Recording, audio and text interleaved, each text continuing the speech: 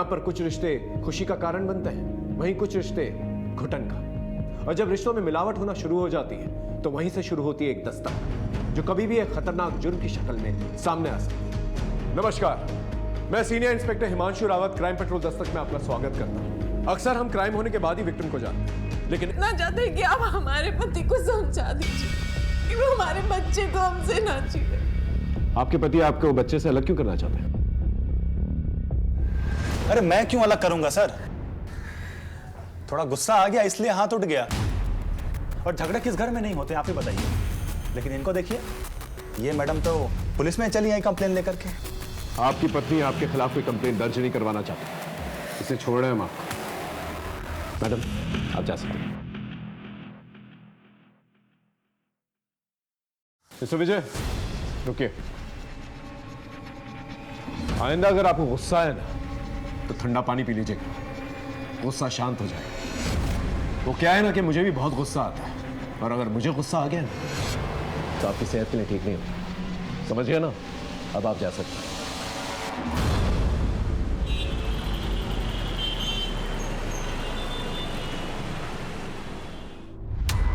अरे बस कर! ये सब आपका क्या धरा है बाबूजी?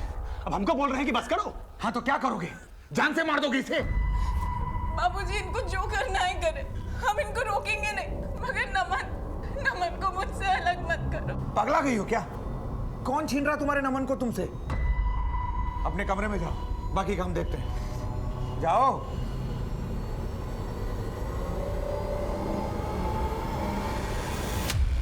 क्या कर रही है? हाँ? पगला गए क्या? आज तो ये पुलिस थाने में गई है, कल को कहीं ऐसा ना हो कि नफे की जगह नुकसान ही नुकसान हाथ में आए। देखिए बाबूजी, हम फिर से आपसे कह रहे हैं, न कल हमको आपके नफे नुकसान से मतलब था और न आज है। ये फैसला आपने किया था ना? हाँ? तो अब आप झेलिए ना इसको। नफे नुकसान की बात करते हैं। दिमाग खराब हो गया इसका।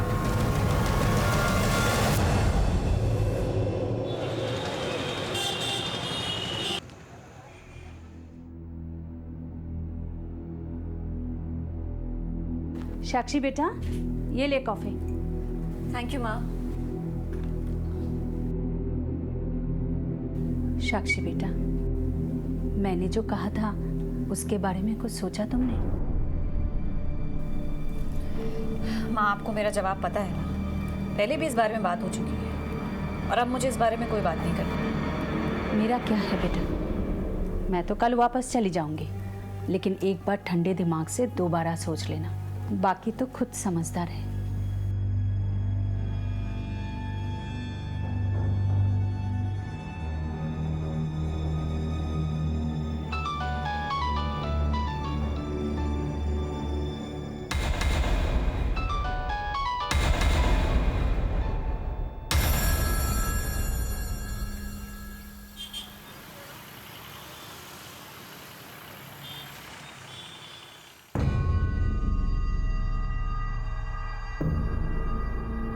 दूध और अखबार भी किसी ने उठाया क्यों नहीं?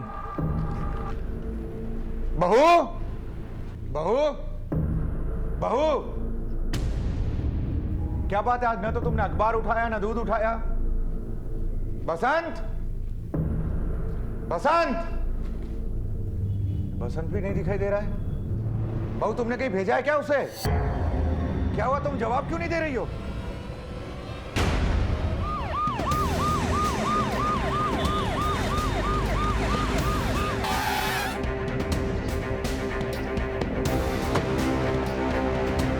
चलिए हटिए, हटिए, चलिए हटिए, हटिए।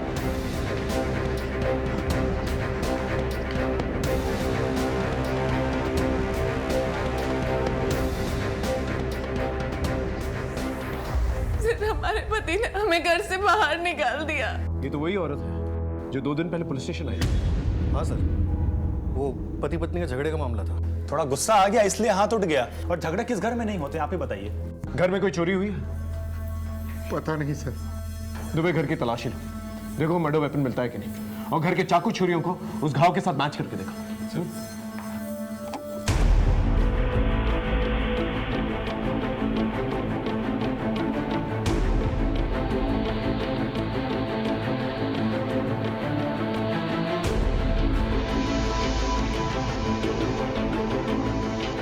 आज सुबह जब अपने पोते नमन को स्कूल छोड़ने गए थे तो बहू घर में अकेली थी। वापस आए तो दूध और अखबार बाहर ही पड़ा हुआ था। उसे उठाकर अंदर लेकर आए तब तक ये हो चुका था। तो क्या ये दरवाजा खुला था? दरवाजा तो हमेशा बंद रहता है, पर पता नहीं आज कैसे खुला रह गया। और इस बारे में जानकारी किस किस को है? फैमिली मेंबर और घर का नौकर बसंत। ये बसंत का है? अभी तक तो आ जाना चाहिए था, पर पता नहीं क्यों नहीं आया वो।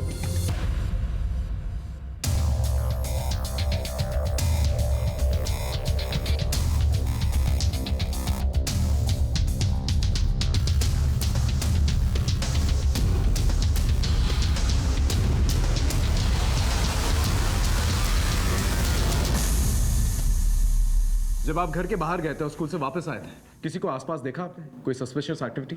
नहीं सर, हम तो रोज ऐसे ही स्कूल छोड़ने जाते हैं पोते को। सर, घर में ना किसी फोर्स एंट्री के निशान है और ना ही घर में चोरी हुई है। बेडरूम का लॉकर खुला हुआ है जिसके अंदर काफ़ी गहने रखे हैं। पर्स के अंदर 10-15 हज़ार रुपये हैं, लेकिन सब इंटैक्ट है।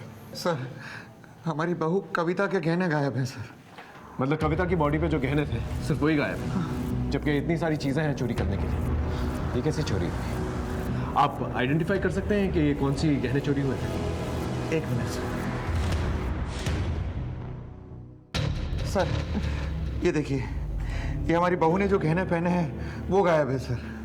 दुबे, इन फोटोज की कॉपी बनाओ और गहनों के सेलर्स को भेजो, उन्हें अलर्ट करो, इन्हें बेचने की कोशिश की जा सकती है। सर, 2 दिन पहले आपके बेटे और बहू के बीच में झगड़ा हुआ था। थोड़ा गुस्सा आ गया इसलिए हाथ उठ गया। और झगड़े किस घर में नहीं होते, आप ही बताइए।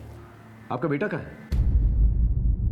वो तो कल रात को कलकत्ता चला गया बिजनेस के सिलसिले में। यहाँ आपकी बहू का मर्डर हुआ है और 12 घंटा पहले आपका बेटा कोलकाता चला जाता है। कुछ ज्यादा ही कोइंसिडेंस नहीं है ये? बाबूजी, ये क्या हुआ? ये कौन है? घर का नौकर बसंत। कहाँ थे तुम? साहब, हम बाजार गए थे सब्जी लाने और भाभी जी ने कुछ सामान मंगाया था तो इसलिए हम लेट हो गए। दुबे, बॉडी को पोस्टमार्टम के लिए भेज दो। और मिस्टर अशोक, अपने बेटे को इन्फॉर्म कीजिए कि जल्द से जल्द वो यहाँ आए।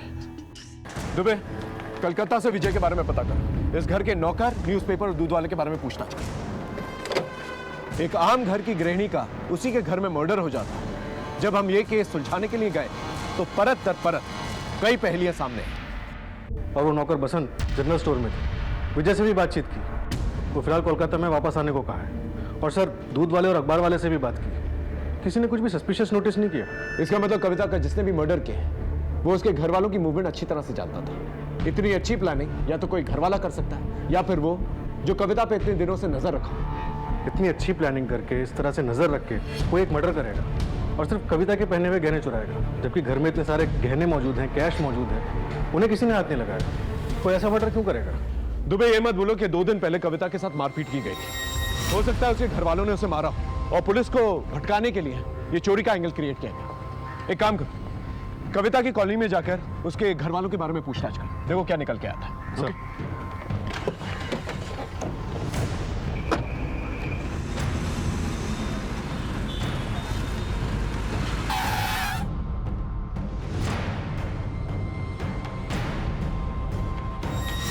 साहब, हर 2-4 दिन में कुछ ना कुछ होता ही रहता था भैया और भाभी के बीच में। और ये अशोक, जब झगड़े होते थे तब ये क्या करता था? विजय भैया उनकी सुनते ही कहाँ थे। सर, कविता मेरी बहुत अच्छी दोस्त थी। उसके माँ बाप बहुत पैसे वाले लोग थे सर। अशोक और विजय जो अपनी प्रॉपर्टी बताते हैं ना सर, ये प्रॉपर्टी कविता के पापा नारायण जी की थी, जो उनकी मौत के बाद कविता की हो गई सर। इसीलिए तो विजय ने कविता से शादी की थी। और तो और सर, जिस घर में वो लोग रहते हैं ना, वो घर भी कविता के नाम पे था। घर में इतने झगड़े होते थे, क्या कविता को विजय और अशोक से कोई खतरा था? कभी कुछ कहा उसने इस बारे में? रोज रोज के झगड़े से कविता बहुत शर्मिंदा रहती थी सर, इसीलिए बाहर के लोगों से मिलना ही अवॉइड करती थी सर। काफी दिनों से मेरी उससे कोई बात नहीं हुई सर, इसलिए मैं इस बारे में कुछ नहीं बता सकती। कविता के कोई रिलेटिव्स?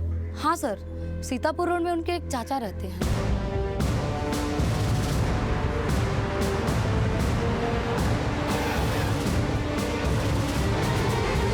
कविता के चाचा आप ही? साहब, आपके लिए तो आज मरी है कविता। हमारे लिए तो कब की मर चुकी है वो। ये लीजिए। कविता बेटा ये क्या कर रही हो? तुम्हें पता है ना ये जमीन किसकी है? एक मिनट, हटिए हटिए। ये जमीन हमारी पत्नी कविता के नाम है और ये अपने रजामंदी से उसको बेच रही है। कविता बेटा हम लोग सड़क पर आ जाएंगे। ये जमीन के अलावा हमारे पास कुछ नहीं है। तुम तो जानती हो ना। ऐसा मत करो कविता बेटा। अरे चाचा जी आप हटिए बगल में। वकील साहब काम हुआ पेपर का पूरा? चलो कविता। हमारे बड़े भाई साहब यानी कविता के पिताजी ने ये ज़मीन हमें दी थी, लेकिन हमारे नाम पर करने के पहले ही वो गुजर गए।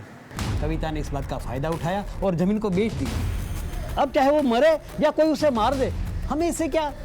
कहीं ऐसा तो नहीं कि बदला लेने के लिए आप ही ने कविता को मार दिया? इस वीरेंद्र पे नजर रखो और उसका बैकग्राउंड चेक करो और पता करो 2 दिन पहले कहाँ था। जी सर।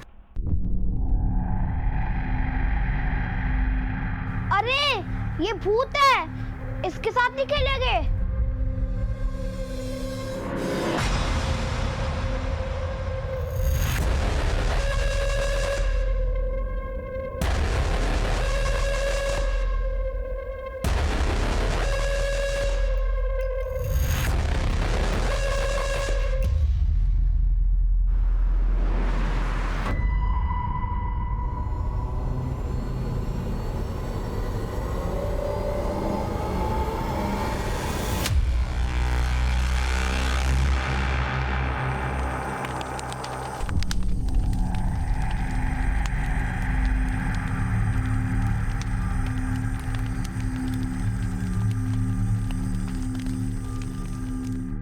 मधु, हाँ उठाओ ले। अरे अभी तो हंगामा करके सोई है। जितना बोला उतना करो, समय निकलता जा रहा है। उठाओ इसे। अरे पर सुन,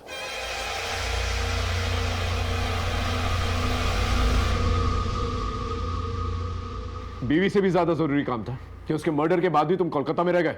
अरे साहब हम आपको पहले ही बता चुके हैं, कविता से हमारा कोई रिश्ता ही नहीं था जो उसके लिए हम भागकर यहाँ आ जाते। लेकिन उस दिन पुलिस स्टेशन में तो कुछ और ही कह रहे थे। वो हम अपने बाबूजी की वजह से बोल रहे थे कि ताकि लोगों में उनकी बदनामी ना हो।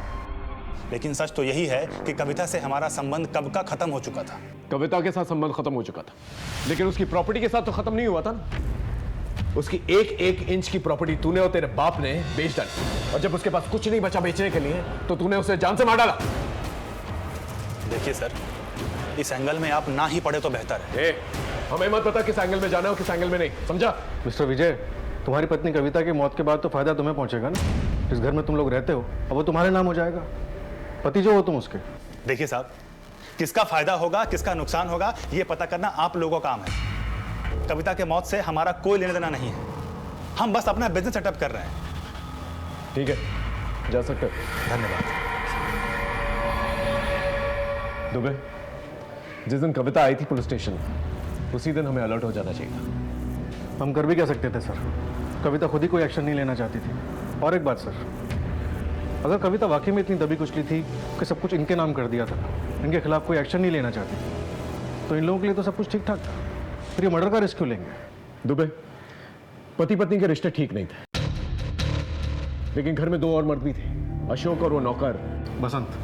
हो सकता है प्रॉपर्टी का मामला ना होगा, बात कुछ और है। बसंत का तो नहीं पता साहब, लेकिन कुछ दिन पहले हम कविता मैडम के घर कपड़े देने गए थे तो वहाँ हमें बसंत का दोस्त चमन मिला था। निकल बाहर। गलती हो गई भाभी जी, गलती। कहाँ से आ जाते हैं? अरे क्या हुआ भाभी जी, इसने कुछ किया क्या? बताइए तो अभी ठीक किए देता हूँ। नहीं नहीं भैया, आप रहने दीजिए, हम देख लेंगे। तू निकल यहाँ से। हुआ क्या? अब हुआ क्या था ये तो पता नहीं, लेकिन कविता मैडम बहुत गुस्से में थी। फटाफट बता दे कविता के घर क्यों गया था, नहीं तो करूँ तेरी खातिरदारी। बोल। बताता हूँ साहब, सब सच बताता हूँ। मेरी तो मती मारी गई थी साहब, जो मैं उधर गया था।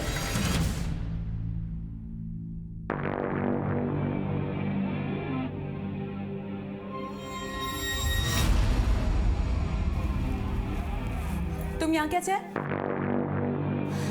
तुम चमन हो ना, बसंत के दोस्त? हाँ मैडम। तुम बेडरूम में क्या कर रहे हो? बेडरूम में ही तो आना था ना मैडम। हमने सोचा बसंत तो रोज आता है, आज हम चले आए। देखो ना मैडम, हम बसंत से कितने खूबसूरत दिखते हैं। आप उसके साथ कर सकती हैं, हमारे साथ क्यों नहीं कर सकती मैडम? हमें भी तो मौका दीजिए ना। बाहर निकल। मत कीजिए मैडम। बाहर निकल। कविता और बसंत के संबंध है, ये बात तुझे बसंत ने बताई थी? हाँ साहब, उसी ने बताई थी मुझे। और ये बात का तूने यकीन कर लिया कि वो सच बोल रहा है? वो सच ही बोल रहा था साहब, क्योंकि उसने मुझे एक वीडियो दिया था अपना और वो मैडम का।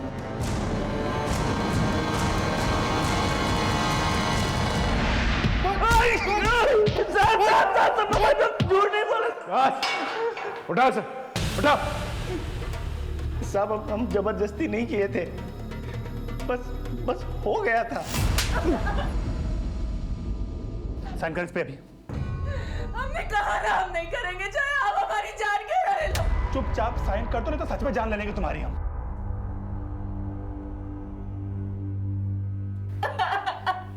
भाभी जी सब ठीक हो जाएगा। कैसे होगा सब ठीक? हम समझाएंगे भैया को, सब सही हो जाएगा। कुछ ठीक नहीं होगा।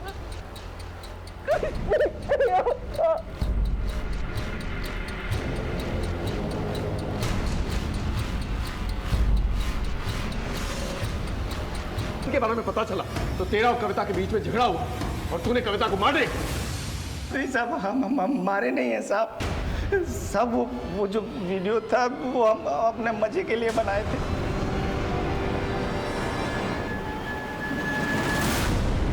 हमारी बहू नौकर के साथ, ये दोनों हमारी पीठ के पीछे। आपके घर के अंदर ये सब कुछ चलता रहा और आप लोगों को पता तक नहीं चला।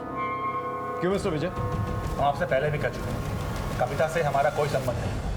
अब हमारे पीठ पीछे वो क्या करती है, किससे मिलती है, इससे हमें कुछ फर्क नहीं पड़ता है। लेकिन लोगों को तो फर्क पड़ता है मिस्टर विजय। अगर लोगों को पता चल जाता आपकी बीवी और नौकर के बीच में क्या संबंध है, क्या इज्जत रह जाती है आप लोगों की सोसाइटी में? इज्जत? किस बात की इज्जत? अरे हमारी इज्जत बची कहां? उसकी तो हमारी बहू ने धज्जियां उड़ा दी। इसीलिए आप लोगों ने उसे उड़ा दिया। ये क्या कह रहे हैं आप? हमें नहीं पता उसने ऐसा कुछ किया। अगर पता चलता तो हम खानदान की इज्जत की खातिर मार देते। कविता के मर्डर केस में कुछ अजीब बातें सामने आई। विजय का कविता के साथ बुरा बर्ताव करना, यह एक दस्तक थी और इसी बुरे बर्ताव की वजह से कविता ने गलती की। लेकिन क्या इस गलती की वजह से कविता का मर्डर या वजह कुछ और थी? अभी हम सिरों को टटोल ही रहे थे कि अचानक से एक पेच पड़ गया।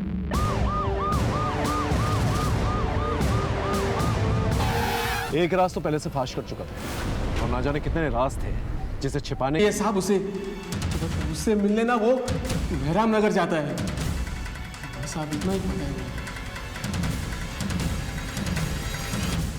दुबे, इस बसंत की नई गर्लफ्रेंड के बारे में पता करो। हो सकता है इस गर्लफ्रेंड के नाम पर ये कविता की मर्डर और लूट की प्लानिंग मेहराम नगर में ही कर रहा हो। सर, ये भी तो पॉसिबिलिटी है कि बसंत और कविता के मर्डर से एक दूसरे से जुड़े हुए ही ना हो। विजय और अशोक की इज्जत खराब की थी, कहीं मर्डर उस वजह से तो नहीं हुआ? हो सकता है। इस बसंत के कॉल रिकॉर्ड चेक करो, देखो ये मेहराम नगर में किस मोहल्ले में जाता था। अगर उसकी गर्लफ्रेंड मिल गई ना तो सब कुछ क्लियर हो जाएगा। सर, और हाँ, कविता के चोरी हुए गहनों के बारे में कुछ पता चला? फिलहाल तो नहीं सर, पर हमारे लोग अलर्ट पर हैं।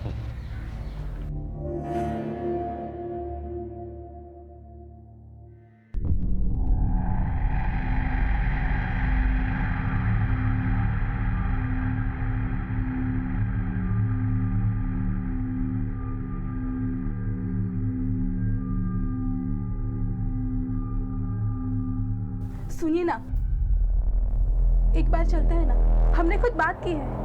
देख, मुझे अपना काम करने दे।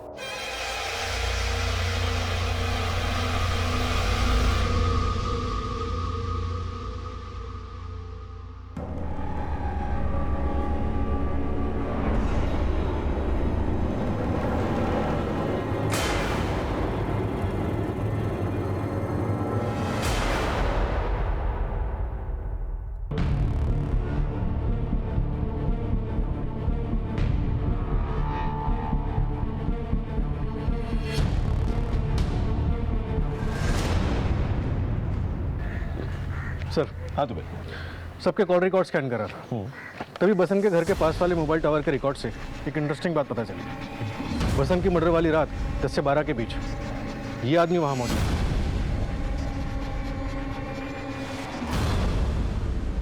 वाह अशोक साहब, मान गए हम आपका। हम कातिल की तलाश घर के बाहर कर रहे थे और कातिल तो घर के अंदर ही है।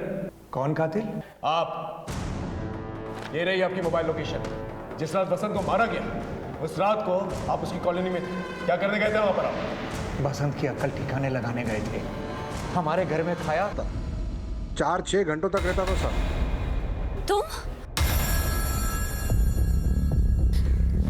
तुम यहाँ क्या कर रहे हो? इससे पहले कि कोई देख ले अंदर चलो। चलो।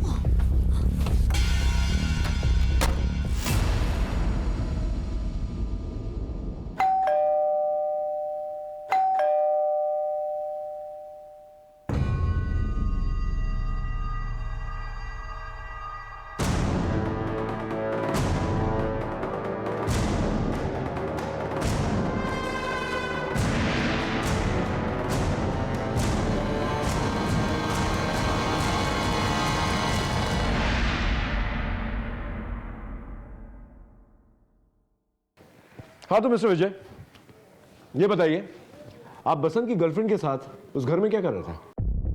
क्या? किसकी गर्लफ्रेंड? अच्छा, आपको नहीं मालूम?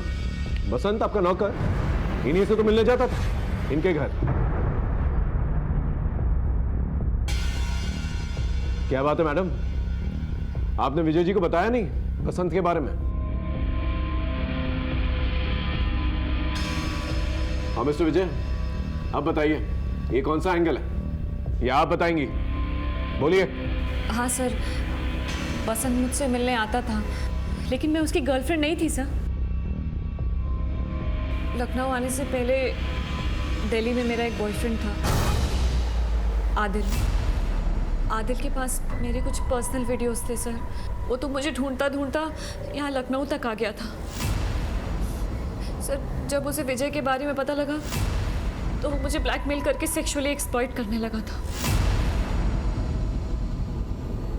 मैं तंग आ गई थी सर, लेकिन कुछ कर नहीं पा रही थी, चुपचाप सब सह रही थी। फिर एक दिन विजय ने बसंत के हाथों एक पार्सल भेजा मेरे घर। उस वक्त आदिल भी था और बसंत ने मुझे और आदिल को साथ में देख लिया।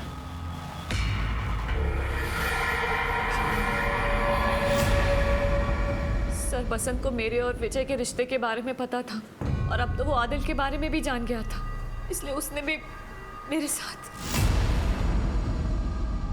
अरे काहे रो रही हो मैडम? है जब इतना प्रसाद आप विजय भैया और आदिल साहब को बांट चुकी हैं तो थोड़ा हम भी चख लिए तो क्या हो गया, बताइए। हैं? सर, मना करने पर वो विजय को बता देने की धमकी देता था मुझे। मैं पूरी तरह से फंस गई थी सर। आदिल तो लखनऊ आने पर परेशान करता था, पर ये बसंत, इसने तो रोज का काम बना लिया था। अरे कभी भी आ जाता था सर। अब समझ में आने लगा है कि कविता और बसंत का मर्डर क्यों हुआ था। आप मिस्टर विजय, कविता आपकी कानूनी पत्नी थी ना, और उसके रहते हुए आप साक्षी से शादी तो नहीं कर सकते थे, इसलिए आपने कविता को मार डाला। और साक्षी जी, आपको बसंत से छुटकारा चाहिए था, इसलिए आपने बसंत को मार डाला। ये क्या कह रहे हैं सर आप? मैंने किसी को नहीं मारा। इनफैक्ट बसंत ने मेरा पीछा छोड़ने के लिए मुझे खुद फोन किया था। आज हमको पुलिस ने उठा लिया था। देखिए, हम आप लोगों के चक्कर में और नहीं पड़ना चाहते। आप एक काम करिए, आप सिर्फ 5 लाख का इंतजाम कर दीजिए, हम अपने गांव चले जाएंगे। 5 लाख रुपए? अरे हम कहां से लाएंगे 5 लाख रुपए? हमें नहीं पता कहां से लेके आएंगे। हमें 5 लाख रुपए चाहिए, मतलब चाहिए, नहीं तो हम सब बता देंगे। अरे बसंत, लेकिन सर, मेरे पास जितने भी पैसे और जेवर थे मैं सब उसकी बताई हुई जगह पे लेके पहुंची थी। मैं सच कह रही हूँ सर, मैंने बसंत को नहीं मारा। इनफैक्ट मेरे वहां पहुंचने से पहले किसी ने उसका मर्डर कर दिया था। तो मिस्टर विजय, आपका क्या कहना है इस मर्डर के बारे में? अब हमारे बोलने से क्या हो जाएगा सर? आप तो वही मानेंगे ना जो आप पहले से मानकर बैठे हैं। लेकिन मैं आपको यही कहूंगा कि कविता के मर्डर से मेरा कोई लेना देना नहीं है, और ना ही इस बसंत के मर्डर से। ठीक है, आप लोग जा सकते हैं, लेकिन शहर छोड़ के कोई नहीं जाएगा, ना ही कोलकाता और ना ही दिल्ली, समझा आप लोग?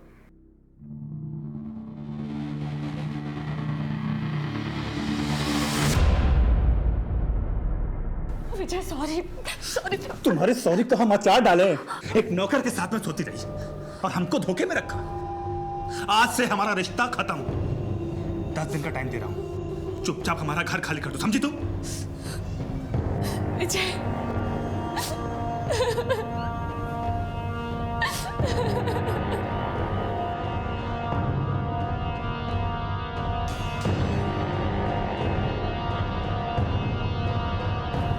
मधु, अब रोना बंद भी करो।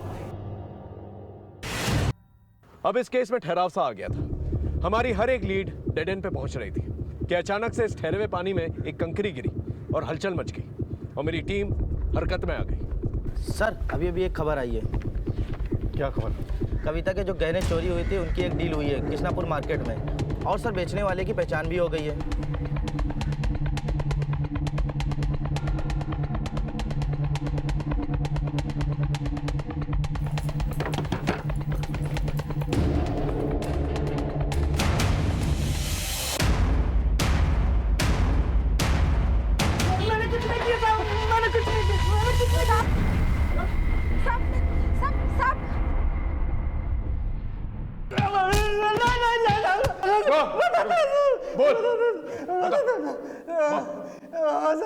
हम नहीं मारा था उस औरत को, लेकिन पैसों के लिए नहीं मारा था साहब। हम अपनी बेटी को बचाने के लिए मारा था साहब, उसे ठीक करने के लिए मारा था। किसी की जान लेकर तेरी बेटी कैसे ठीक हो जाती? साहब, हमको एक बाबा मिला था साहब। बच्चा, तुम्हारे भाग्य में सिर्फ एक ही संतान है और उसके भी प्राण संकट में है। मेरे पास एक उपाय है, क्या कर पाएगा? जरूर करूंगा बाबा जी। अगर अपनी संतान की रक्षा करना चाहते हो तो तुम्हें एक नर बलि देनी होगी। तुम्हें एक ऐसी स्त्री की बलि देनी होगी जिसके दाहिने गाल पर तिल। आज से 7 दिन बाद अमावस्या की रात, उस रात से पहले ये ऐसी स्त्री को ढूंढो और उसकी बलि दो। उसके द्वारा धारण किए हुए सभी आभूषणों, याद रहे, एक भी आभूषण उसके शरीर पे ना रह पाए। सारे के सारे आभूषण उसके शरीर से उतार लेना और उन आभूषणों को नीम के पानी में उबालकर अगली पूर्णमासी तक हर रात 12 बजे अपनी संतान को नहलाना। वो स्वस्थ हो जाएगी बच्चा। लेकिन बाबा जी, हम ऐसी स्त्री को ढूंढेंगे कहाँ जिसके दाहिने गाल पर तिल हो? अगर हृदय से ढूंढोगे तो भगवान स्वयं तुम्हारी मदद करेगा। हम अपनी बेटी को मरते हुए नहीं देख सकते थे साहब। 2 दिन तक वैसी औरत को बाजार, सड़कों पर हर जगह ढूंढा साहब, लेकिन वो नहीं मिली। फिर एक दिन एक घर से काम के लिए फोन आया साहब।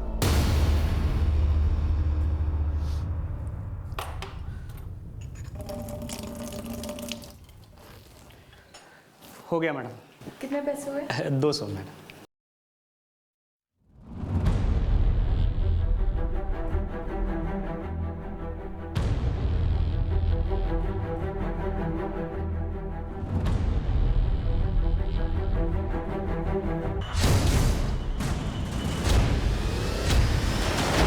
तुम्हारे पति ने अपनी सनक में किसी की हत्या कर दी और तुम उसके इस पागलपन में उसका साथ देती रही।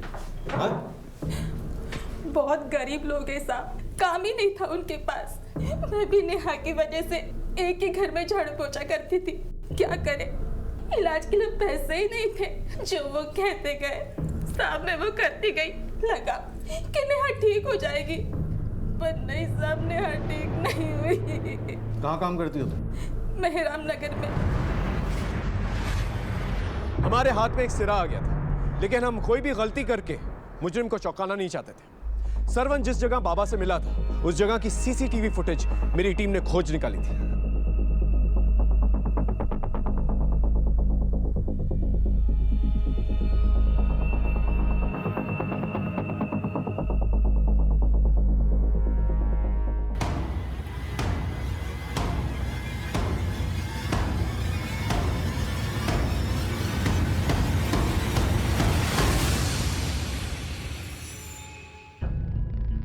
हाँ साहब, अभी कुछ ही दिन पहले मैंने ये बाबा का फुल गेटअप बेचा था। किसको बेचा था? सर सीसीटीवी है सर, आप चाहें तो देख सकते हैं। ये देखिए सर।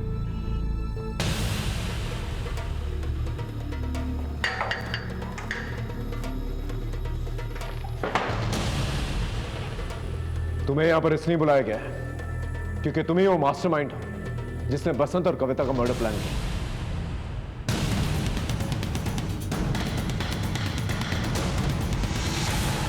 सर, आप ऐसे कैसे मेरे पे इल्जाम लगा सकते हैं?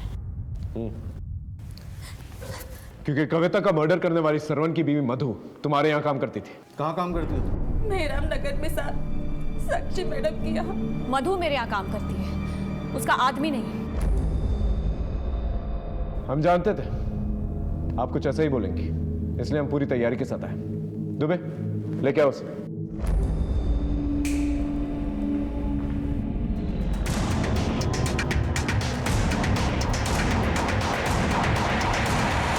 पहचाना इसे? तुम तक पहुंचने के लिए पहले हमने तुम्हारे आशिक को दबोचा। बोल! सर, मैं साक्षी का रेप क्यों करूंगा? मैं तो उसका कस्टमर था, पैसे देता था। सर, साक्षी मेरी अय्याशियों के बारे में मेरी बीवी को बताने की धमकी दे रही थी और मेरा पीछा छोड़ने के लिए मुझे बाबा बनके शरवण को फंसाने के लिए कहा। मगर जब कविता के मर्डर की पुलिस ने जांच शुरू की, मुझे लगा कि मैं फालतू में लपेटे में आ जाऊंगा, इसलिए वहां से भाग गया सर। और ये रहा तुम्हारा तीसरा सबूत। लैपटॉप लेके आओ। ये देखो,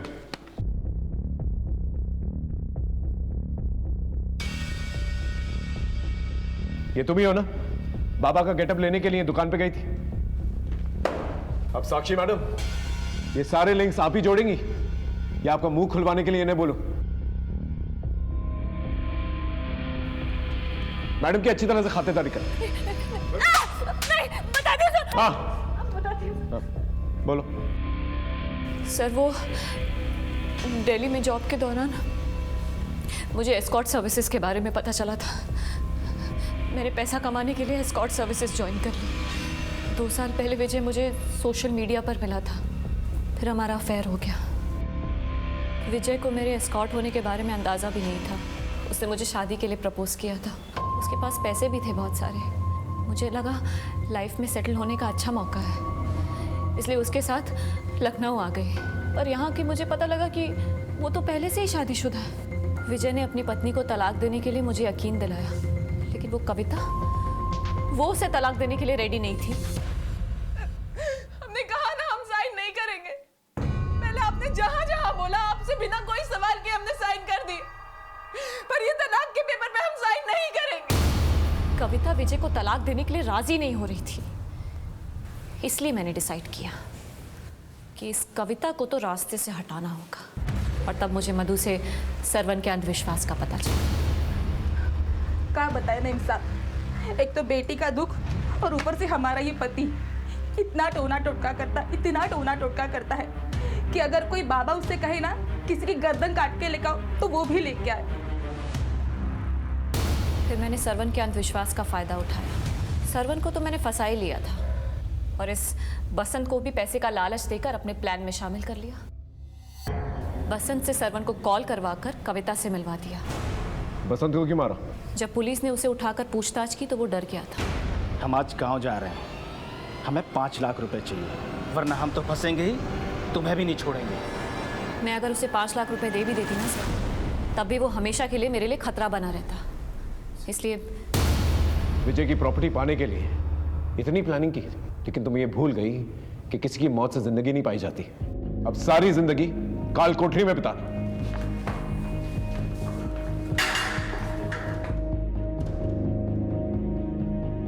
दुख हो या खुशी, बांटने पर जब अपने लोग आगे बढ़ते हैं तो बड़ी तसल्ली होती है, लेकिन जब यही अपने स्वभाव बदल देते हैं तो इंसान सबके साथ रहने के बावजूद अकेला पड़ जाता है, हंसने रोने के लिए कंधा तलाशने लगता है। और यही हुआ था कविता के साथ। कविता का पति विजय और उसके ससुर के अंदर छिपी लालच एक बहुत बड़ी दस्तक थी। यह रिश्ता महज दौलत पर टिका हुआ था। विजय की जिंदगी में साक्षी जैसी लड़की का सोशल मीडिया से आना और उसका इतनी आसानी से शादी के लिए हाँ कह देना, यह एक बहुत बड़ी दस्तक थी। उस ढोंगी बाबा का सरवन को मर्डर के लिए उकसाना सबसे बड़ी दस्तक थी, और इस अंधविश्वास की वजह से किसी की जान तक चली गई। जब रिश्तों की घुटन जानलेवा हो जाती है तो ये एक बड़ी दस्तक होती है कि आगे चल के कभी भी कुछ भी हो सकता है। अपने और अपनों की रिश्तों की कदर कीजिए। इससे पहले